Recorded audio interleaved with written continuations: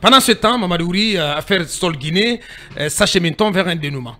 Oui, c'est ce que j'apprends, puisque les informations que j'ai apprises il y a pratiquement 10 heures, parce que c'était pratiquement hier dans la nuit, c'est que en fin de compte, la partie chinoise, donc les promoteurs de l'usine Sol Guinée, ont décidé de passer à une négociation avec leurs partenaires guinéens réunis au sein de la société Power Group.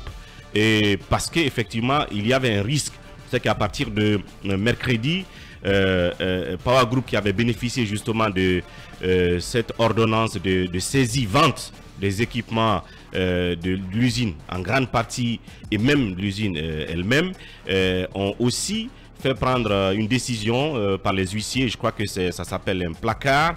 Donc il leur donne la possibilité de mettre en vente aux enchères ces camions qu'ils ont déjà saisis, et d'autres qui devaient faire l'objet d'un autre jugement. Je crois que c'était le 6, y compris l'usine. Donc pour éviter tout ça, on a appris que les Chinois sont venus à la table de négociation. Les deux parties sont en train de discuter, de dialoguer.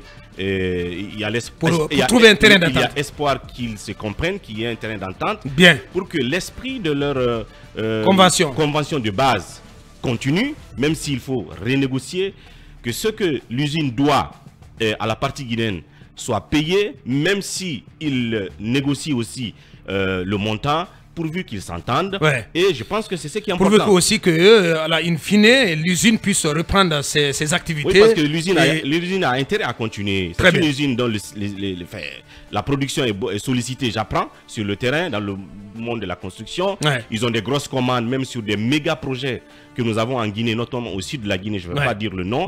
Et donc, ils sont attendus pour ces commandes, ces livraisons, ces grosses commandes. Donc, une fois qu'ils s'entendent, moi, je pense que c'est bon pour eux, mais c'est bon pour ce que j'appelle le contenu local. Le contenu local, c'est aussi cela. Quand les multinationales s'enrichissent, à côté, il faut qu'il y ait des Guinéens aussi qui s'enrichissent. Pourvu qu'on respecte les droits des uns et des autres, on va suivre encore jusqu'au point final. Merci bien. La transition guinéenne devient-elle celle de toutes les incertitudes politiques? Talibé pose la question ce matin.